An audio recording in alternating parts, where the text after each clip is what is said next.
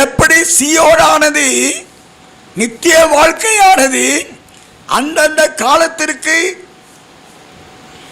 ஏற்றாற்போல் மனசாட்சியின் காலத்தில் அதை காட்டிலும் மேன்மையான சிலாக்கியம் நியாயப்பிரமாண காலத்தின் பரிசுத்தவான்களுக்கு, பின்பு கிருபிங்கால பரிசுத்தவான்களுக்கு, பின்பு மனவாட்சியானவனுக்கு பிதாவோட ஒன்றித்துக் கொண்ட ஒரு மேன்மையான சிலை. அதை போல அந்த காலத்தில் வாழுகிற பாவியலானவர்களுக்கு, மனசாட்சியின் காலத்தில் வாழ்வர்களுக்கு அந்த நரகத்திலே கொஞ்சம் அக்கினியின் ஆக்கினை தண்டனை உள்ள ஸ்தலம்.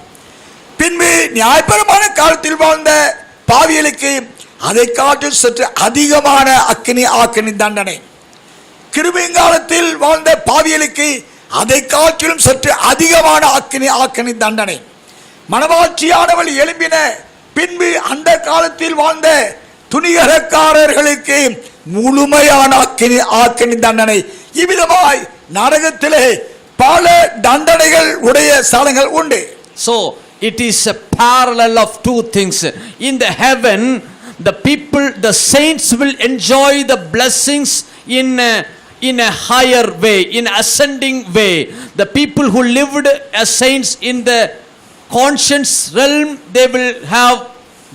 the people who lived in the period of law will enjoy more blessings. The people who lived in the period of grace will enjoy much more blessings.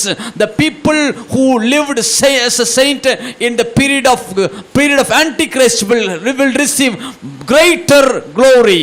By the same way, in the hell, in the punishments, the people who lived at the time of conscience as sinners will receive little judgment. The people who received the law will have much more judgment. The people who lived at the period of grace will have even more judgment. The people who lived at the time of antichrist, even after knowing the sin, truth, living as sinners, will have the 100%, the full judgment will be given upon them. இப்பொழுது வசனத்தின்படியாக நாம் அறிந்து கொள்வோம்.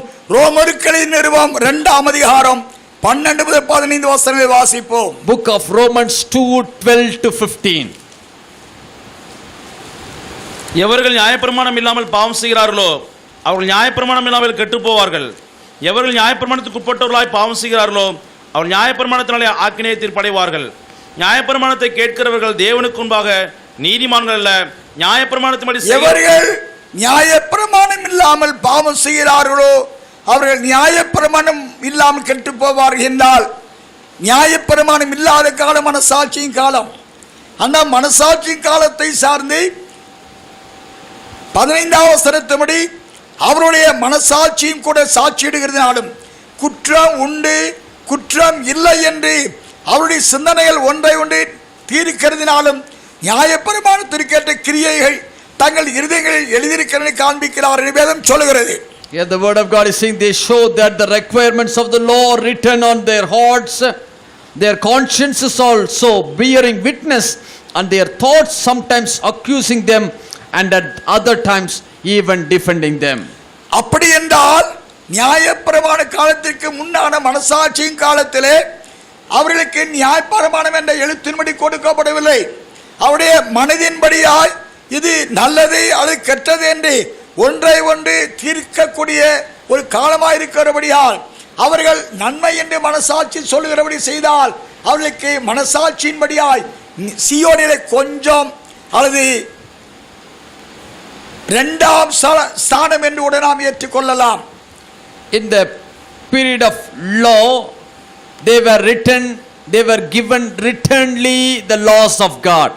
But at the time of conscience, they were not given the written law of God, but the law was already written in their conscience, in the hearts. They were lived according, if they lived according to the good nature, they will be receive the blessings accordingly. அதே வேளையிலே நியாயப்பிரமாணத்திற்கு முந்தின காலத்தில் வாழ்ந்த மனசாட்சி காலத்தில் வாழ்ந்த பாவியலானவர்களுக்கு நியாயப்பிரமாணத்தில் காலத்தில் வாழ்ந்த பாவிகளை காட்டிலும் அந்த மனசாட்சி காலத்தில் வாழ்ந்த பாவிகளுக்கு அதிகமாக, அதாவது இவர்களை நியாயப்பிரமாண காலத்தை காட்டிலும் அவர்களுக்கு சற்று குறைவான தண்டனை உண்டு. As we know that if the sinners who lived at the time of law will receive much punishments than the people who lived at the period of conscience. 12வது வசனத்தின்படி நியாய பிரமாணத்துக்கு உட்பட்டவர்களாய் பாவம் செய்கிறவர்களோ அவர்கள் நியாய பிரமாணத்தில் ஆக்கினை தீர்ப்படைவார்கள். According to 12th verse, all who sin apart from the law will also perish apart from the law, and all who sin under the law will be judged by the law. நியாய பிரமாண காலத்தில் வாழ்ந்த பாவிகளுக்கு மனசாட்சி காலத்தில் வாழ்ந்த பாவிகளை காட்டிலும் சற்று அதிகமான ஆக்கினை தீர்ப்பு அங்கு கொடுக்கப்படுகிறதாக அறிய The முடிகிறது. sinners who were under the period of conscience will be punished lesser than the people who lived sinners under the period of law.